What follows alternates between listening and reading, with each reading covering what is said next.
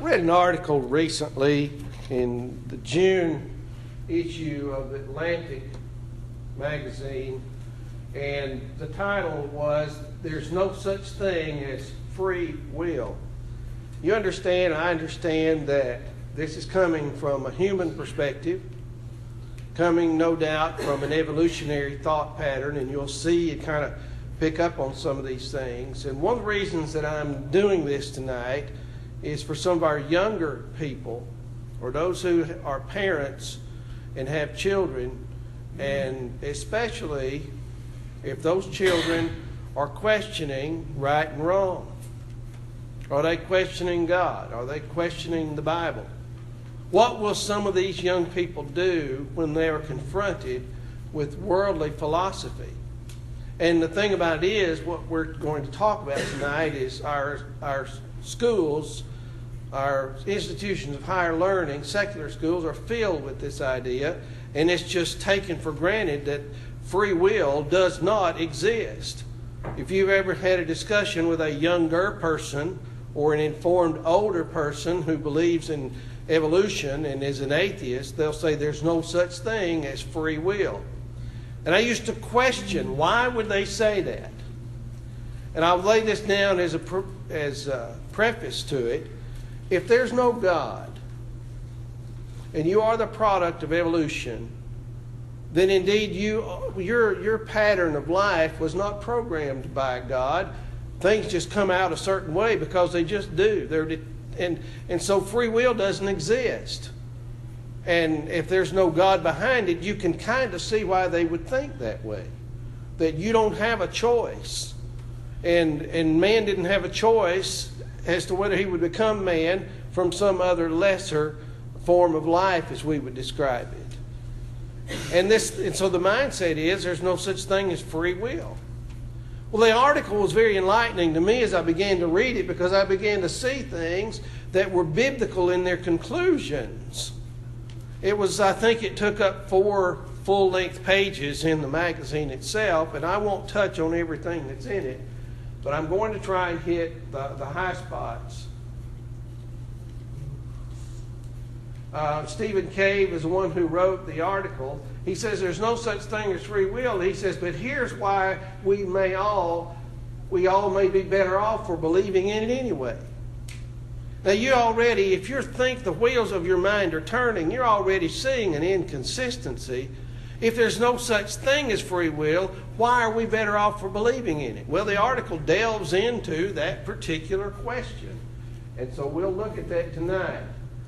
The article begins by saying, for centuries, philosophers and theologians have almost unanimously held that civilization as we know it, depends on a widespread belief in free will. Now, let me put this on the younger people's level. You have the right to choose what you're going to do. You choose to do right, you choose to do wrong. We know the body has involuntary actions. You don't control how quickly your eyelashes bat your eyes. You don't control your heartbeat. You don't control your respiration. But you do control what you do with your mind and with your body. And this is the debate. He says our codes of ethics, for example, assume that we can freely choose between right and wrong. In the Christian tradition, this is known as moral liberty, the capacity to discern and pursue the good instead of merely being compelled by appetites and desires. So he quotes the Enlightenment philosopher Immanuel Kant, and Kant said that there is such a thing as freedom of choosing to be good. And Kant says if we're not free to choose, then it would make no sense to say we ought to choose the path of righteousness. If we don't have any choice in what our lives are going to be, if determinism is real, and to get this down to an understandable level for our younger people, again, if you are the product of organic evolution, and your mind is nothing but a physical mass and of electrons and neutrons and electrical energy bouncing back and forth inside your skull, you really have no control over your thinking or your actions. then there indeed would be no such thing as free will. Do you see the ultimate problem with believing in evolution in our courtrooms? Now follow this as best you can.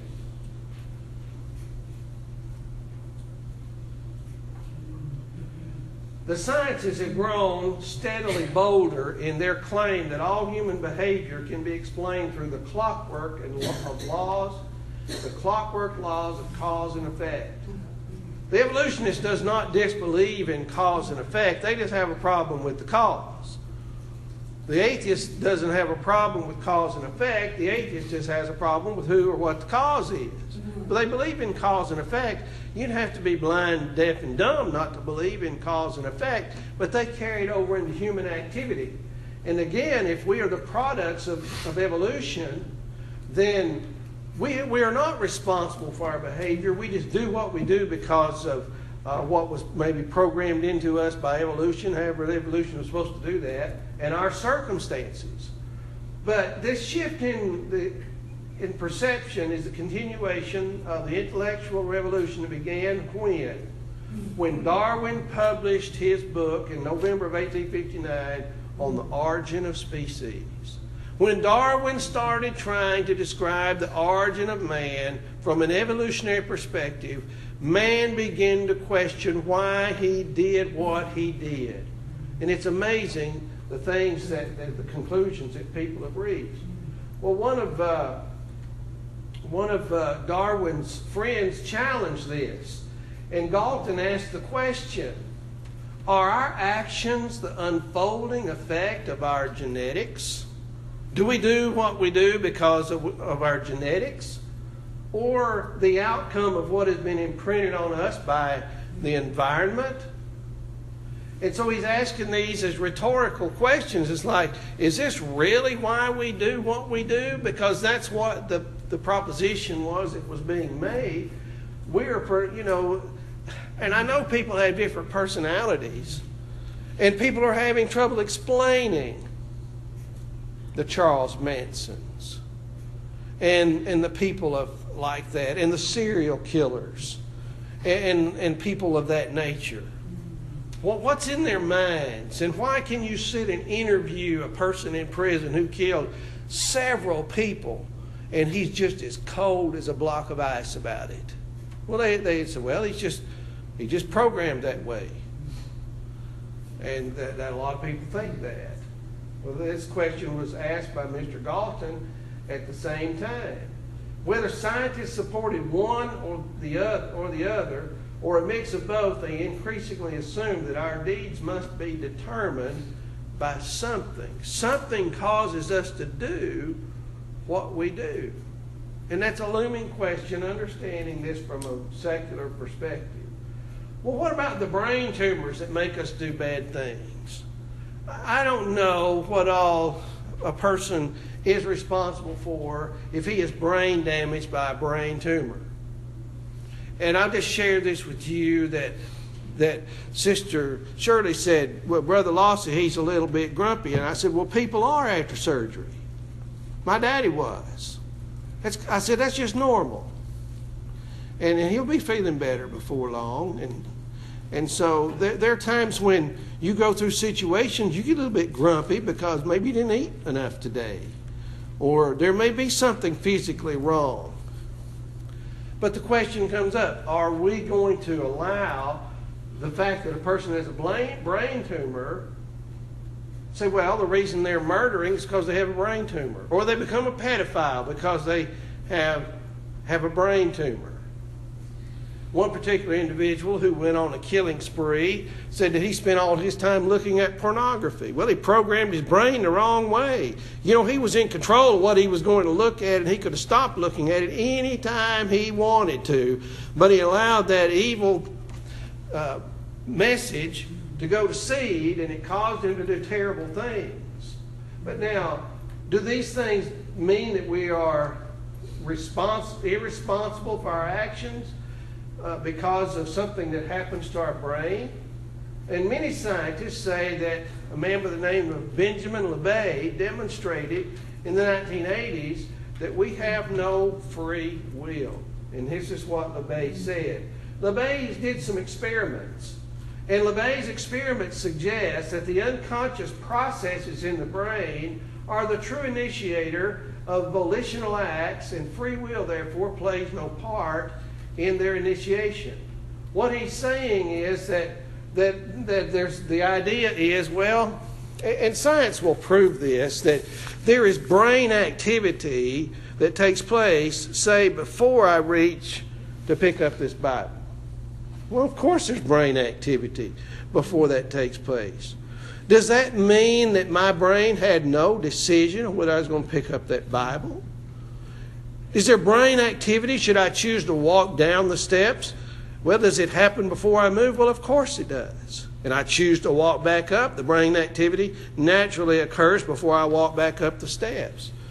Does that brain activity cause me to walk into the audience and do something to someone in a hurtful way? Or am I responsible because of what I process through my mind? If unconscious brain processes have already taken steps to initiate an action before consciousness is aware of any desire to perform it, the causal role of consciousness in volition is all but eliminated according to an interpretation of what LeBay said. Well, naturally, how many of us, even the best neurologists, the best psychologists in the world, can explain the human mind and heart? Only God can do such a thing as that. And I got the last part of that off of Wikipedia. The rest of this comes from the article. And they said it's already known that electrical activity builds up in a person's brain before she, for example, moves her hand. LeBay showed that this buildup occurs before the person consciously makes a decision to move.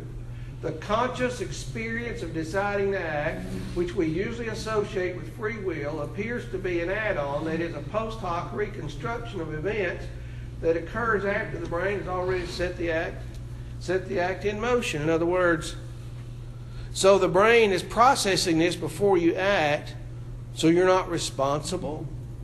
Is that the implication that some people are making? Now you bear in mind the people that are dealing with this are not coming at it from the same viewpoint that you and I would. They're evolutionists. And at best they're probably agnostics, if not outright atheists and humanists. So they're trying to figure out why we do right and wrong, and they're trying to answer it. So naturally they're going to look at it from a physiological viewpoint. Well, there was a test done by two different universities, and they asked a group of participants to read a passage arguing that free will was simply an illusion. It's not real, it's an illusion.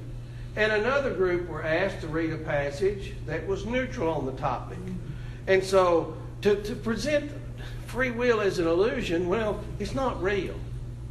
Okay? And so they were given some things to do, and they were given a math test with the cheating made very easy to cheat.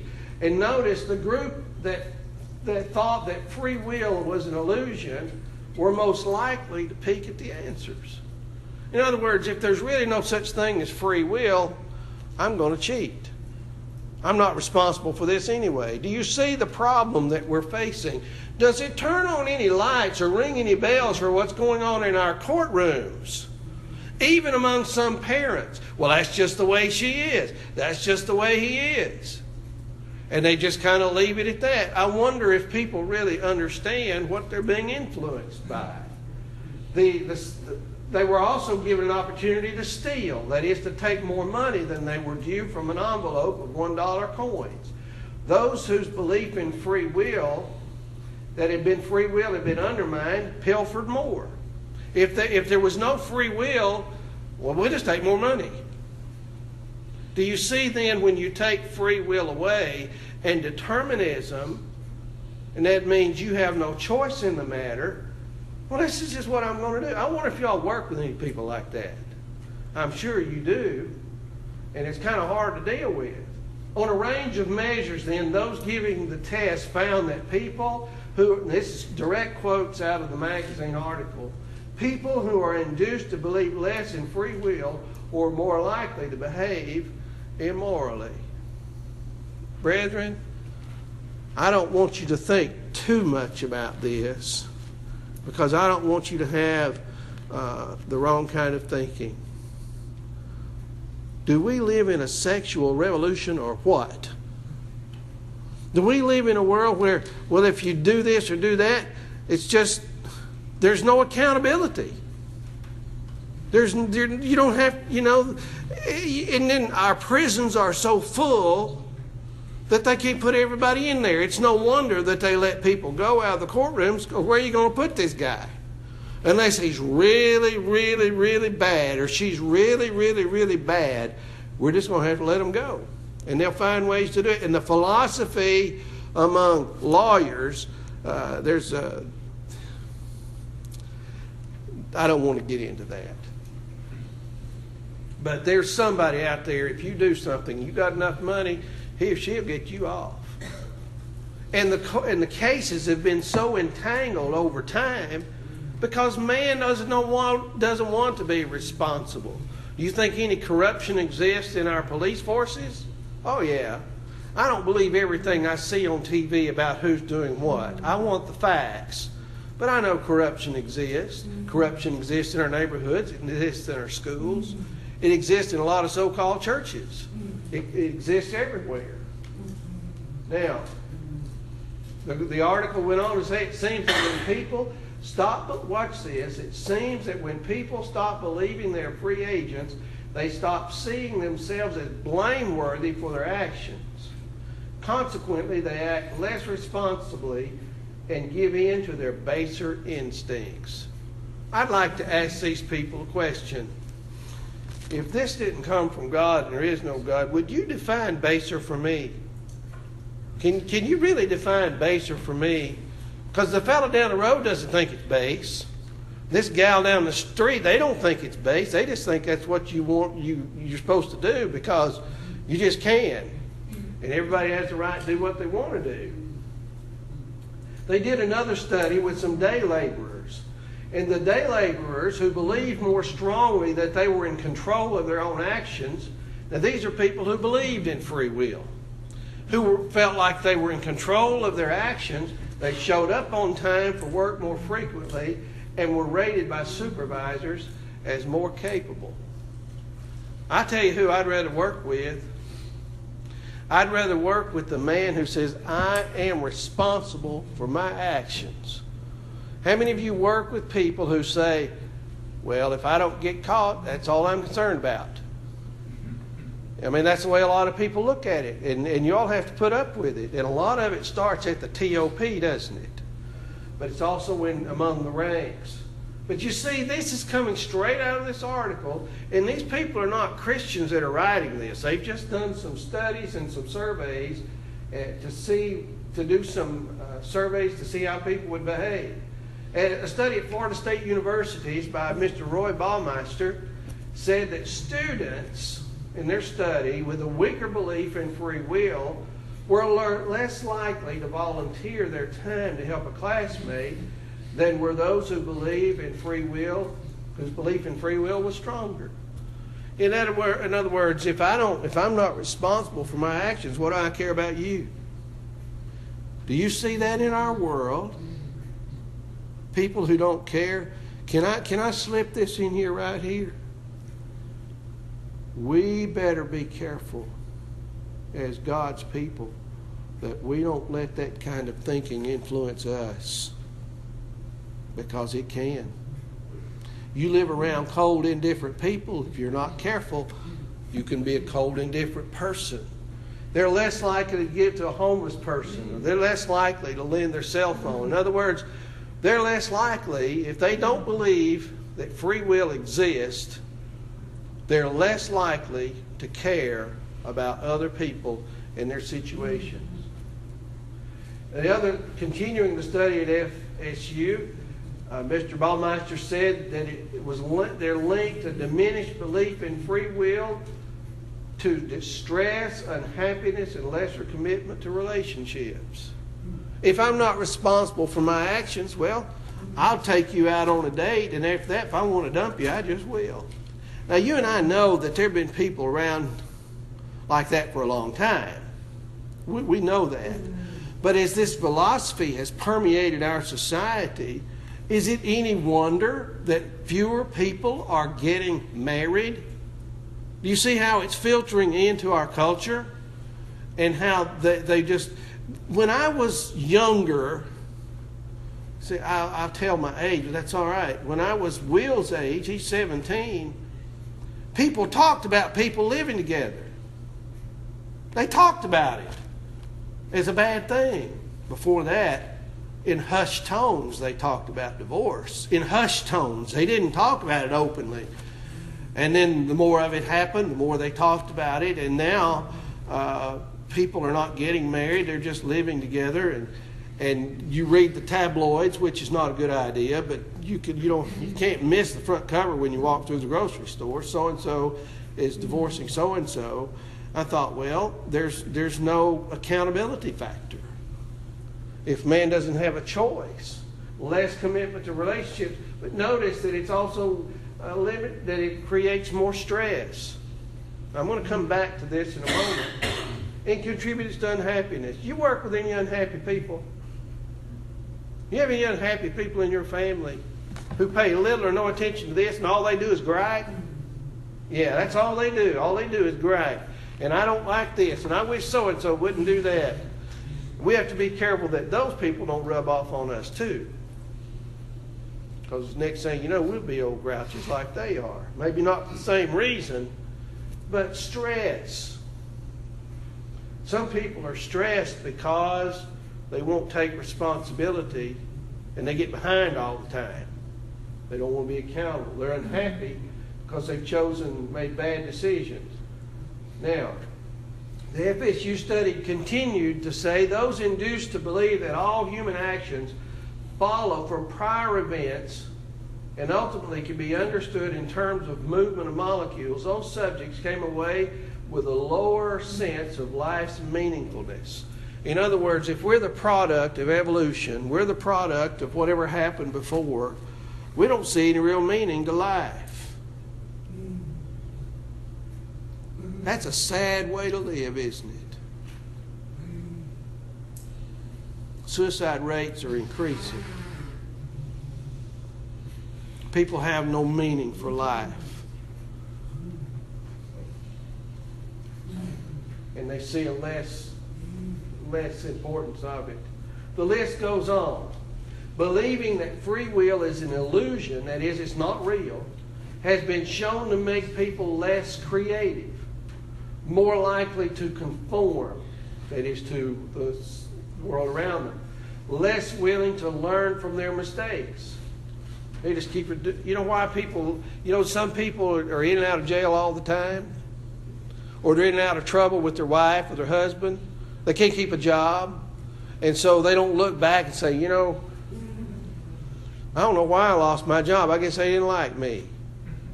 And you spend a little time with them, you find out that's not the reason. The reason is you're totally irresponsible. And you don't care. But that's the fruit of it, isn't it? I know people lose their jobs sometimes because of certain circumstances, but some people lose them because they don't care. And not only are they less likely to learn from their mistakes or less willing, they're less grateful toward one another. I always wondered who, when an atheist stands up and says, I'm thankful, I always wonder who he's thankful to. I guess when they do the CMAs, the Emmy Awards, they thank their producers and so forth. But that's about the limit to it. But in every regard, it seems that when we embrace determinism, we indulge our dark side. This is straight out of the article. Our dark side. You see, man can see there's a bright side and there's a dark side to life. You don't have to open this book to know that. And God has made us in such a way that we know there are dire prices to pay, serious prices to pay when we do wrong. You remember when Cain killed Abel? Cain was scared to death that somebody in his family was going to kill him. He knew there was a reason for what he did. Now, I know that Cain talked to God, but he was scared. And of course, God protected him, and God has a right to do that. But we indulge in our dark side. Now, another fellow by the name of Simonansky advocates a view that he calls illusionism, the belief that free will is indeed an illusion, but one that society must defend. Let's say it's an illusion, but we have to defend it. You see, this is where you go to the heart and soul of the article. There's no such thing as free will, but here's some reasons you ought to believe in it anyway. Man has the capability to reason that when we do certain things, there are prices to pay for it, and they're not good. There are serious consequences. And so when we look at our culture, you say, well, maybe believing in free will would be better after all. The idea of determinism and the facts supporting it must be kept confined within the ivory tower. In other words, we don't believe in free will, but let's just keep it in the universities, not be spreading this everywhere, because it's causing too much trouble. Well, duh, if I can be a little bit frank about it, of course it's causing trouble. It's amazing to me that a man can have a PhD and be that dumb. And I'm not trying to be ugly. I'm talking about educated people. They can't see the problem. That if it doesn't work, it doesn't work. So why keep it in the ivory tower? He says only initiated behind these walls should dare, as he put it to the writer, look the dark truth in the face. Yeah, free will exists, but we don't want to tell anybody about it.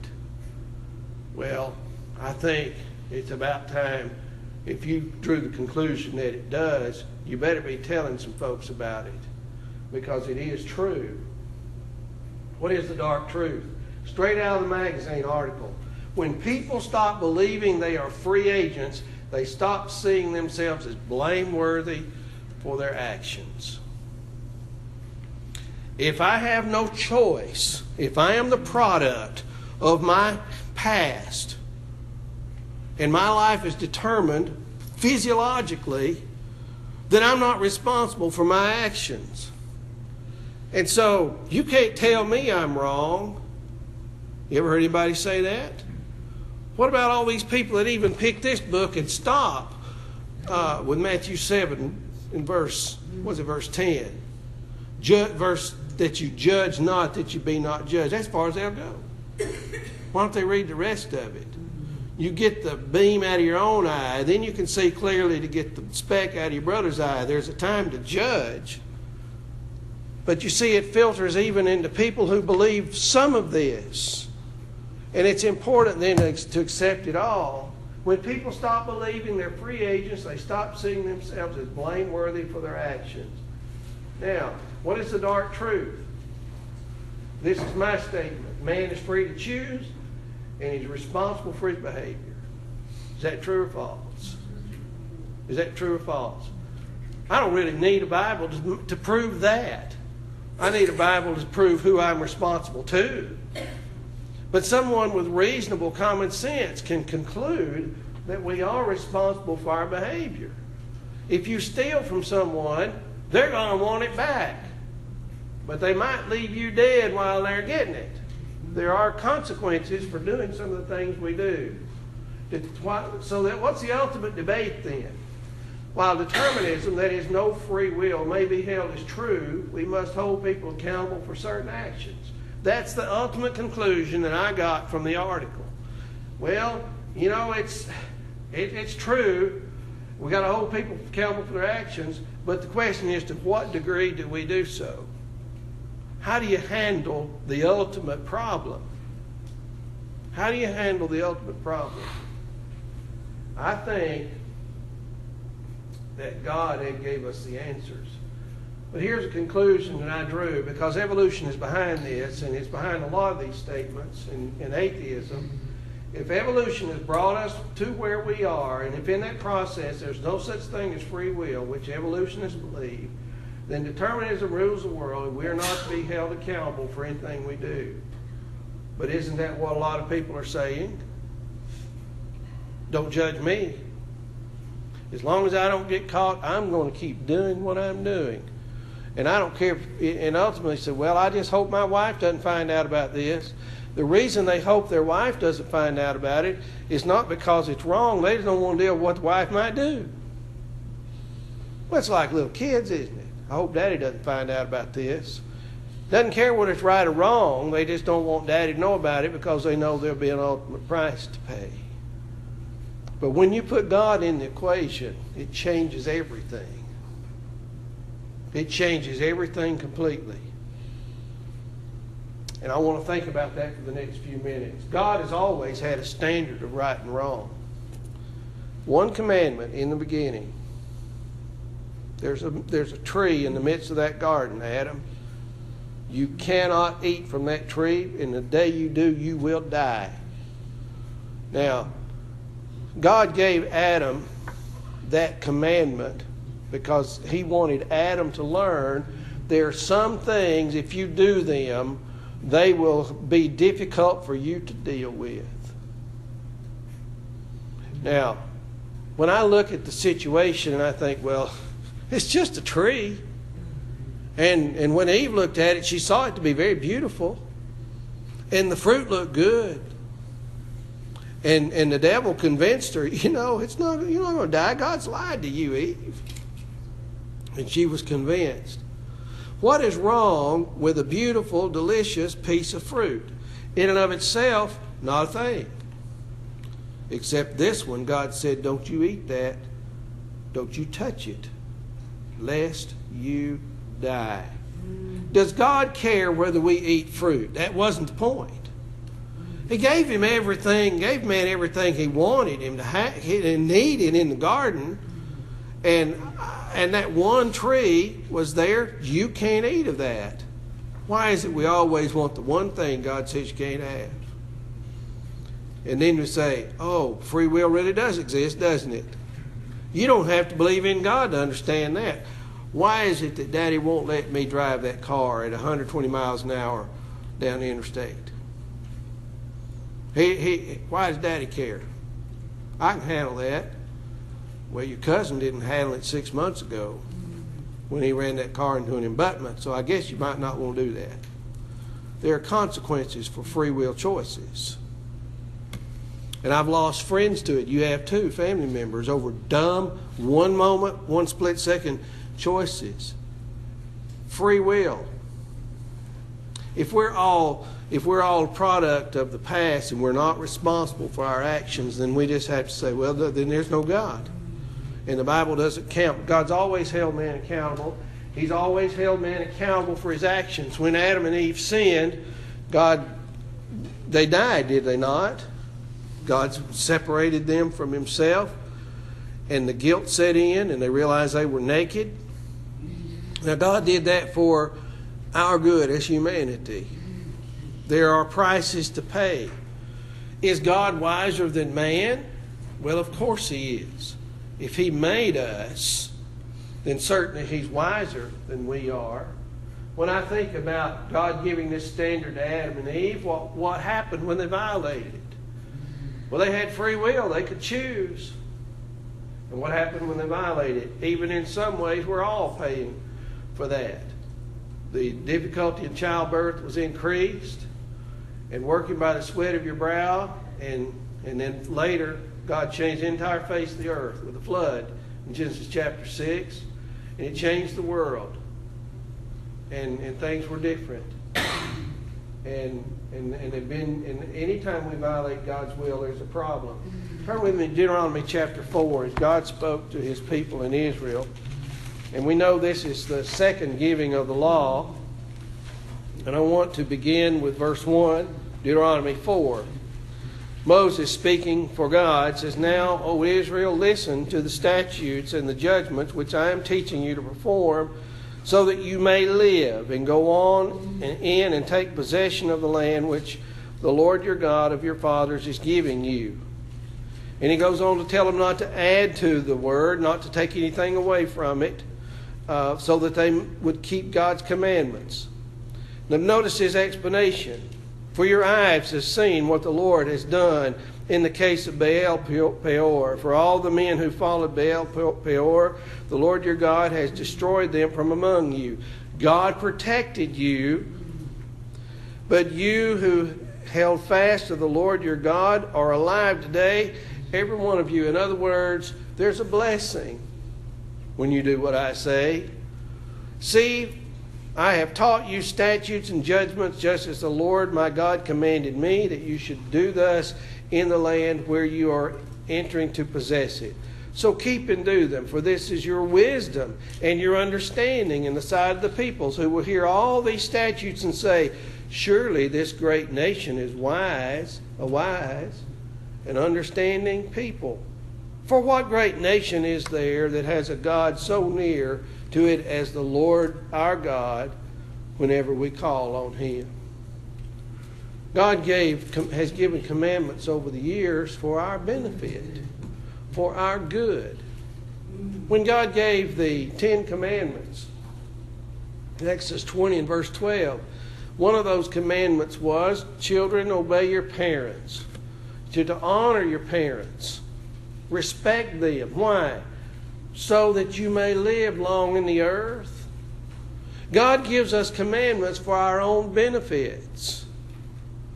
And He always has. And that carries over into the minds of people who try to teach their children to be responsible. God has always had the good of man in mind. And I wish that young people could grasp this. Young people, when God tells you it's wrong to steal or to lie or to be disrespectful to your parents, He's doing that for your good. You may not be able to see it right now. Unfortunately, a lot of parents can't see that. But it's always for our good to do what God said. And when God gave the command to Adam and Eve, as long as they did what He said, they lived in that beautiful garden, enjoyed all the wonderful benefits of it. The day that they went against God's will, they lost those blessings and God took them out. When Israel was obedient to God, their lives flourished and they lived a joyful life. When they were disobedient, they paid heavy prices for it. And that cycle can be seen over and over and over in Scripture, as God has our good end result in mind. Remember what Jesus said in Matthew 7? Jesus concludes the Sermon on the Mount. And it's the greatest sermon in all the New Testament, if not the entire Bible itself, especially for a Christian. Jesus gets down to the conclusion of this particular sermon in verse 24 of Matthew 7. He says, therefore, everyone who hears these words of mine and acts on them may be compared to a wise man who built his house on a rock. Sometimes we rush through this for these little kids. He built his house on a rock. I picture a solid foundation for building a house. Brother Steve Daugherty has built houses. He knows how important the foundation is. Others who have seen houses go up know how important the foundation is.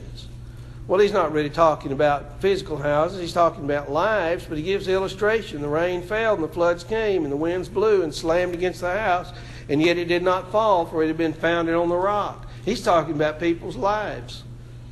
When people build their lives on God's Word, when they build their lives on the teaching of Jesus, when they build their lives on the fact that God is right and there's hope for eternal life, I can endure the storms today for the joy that will come in eternity. He says that everyone who hears these words of mine and does not act on them, he'll be like a foolish man who built his house on the sand.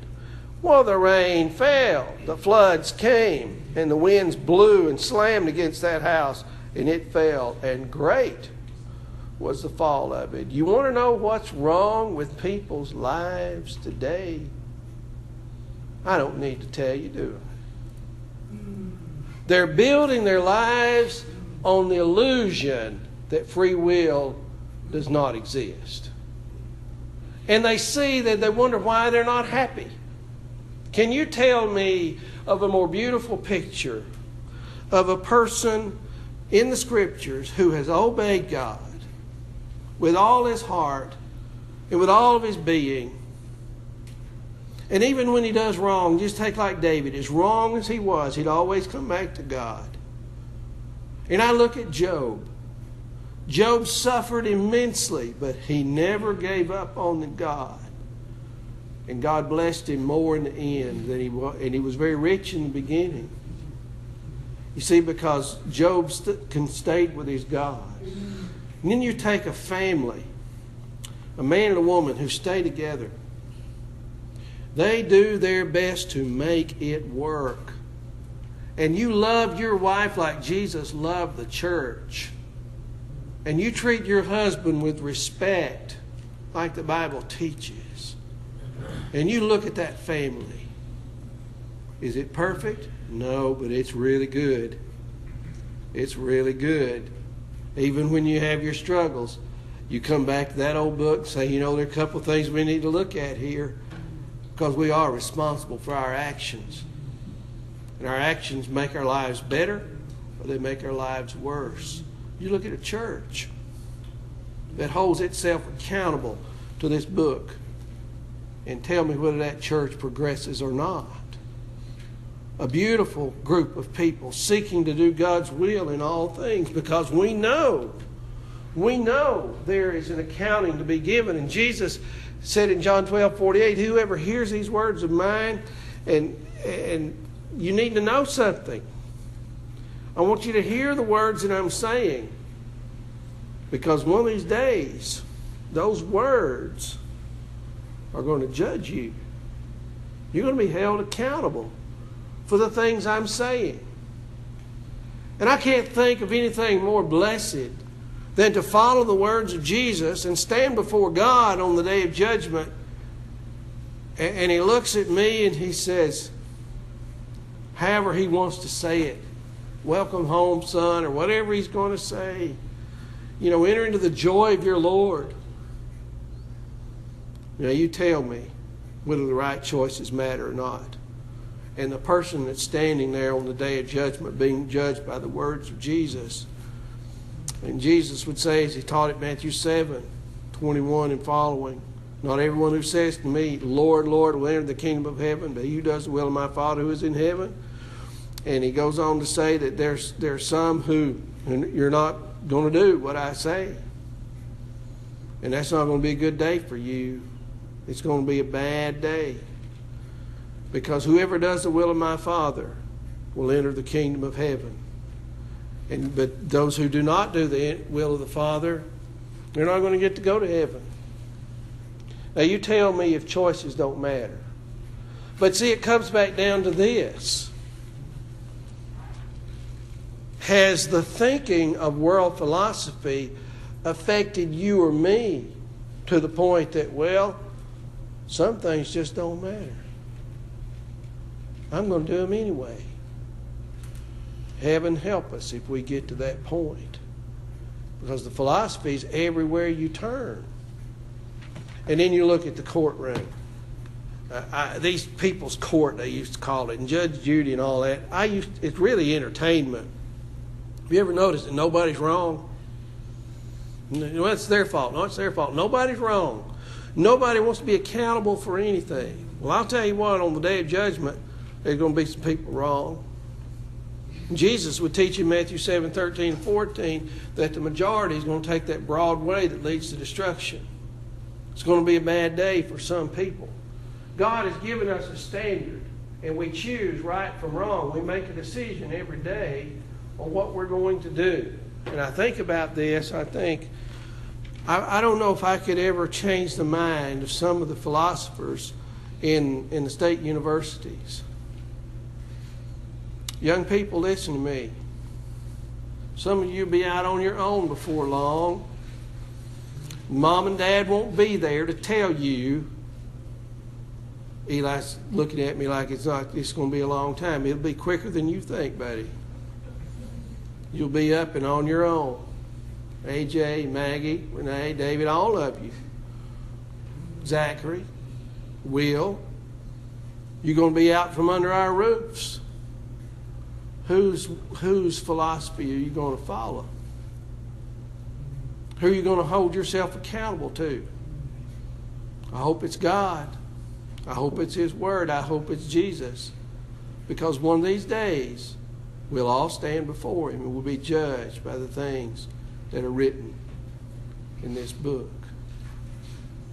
And I read the article, and these lights kept going off, and I said, Well, that sounds like Bible. Sounds like Bible.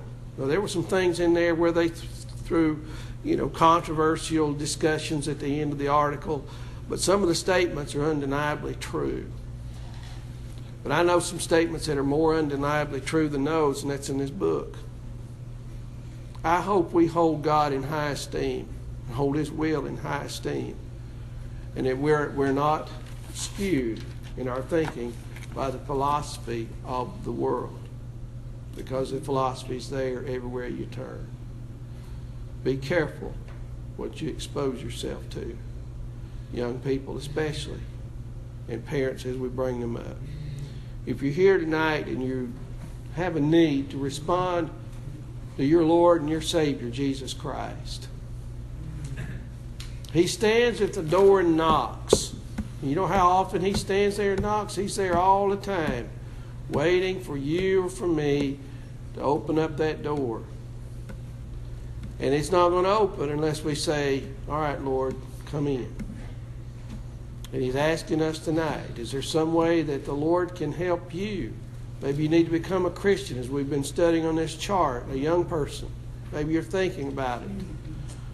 Well, if you're old enough to understand that sin separates you from God, and you'll lose your soul if you die like you are, it's time to talk to somebody about it and get your heart right with God and become a Christian and be faithful unto death.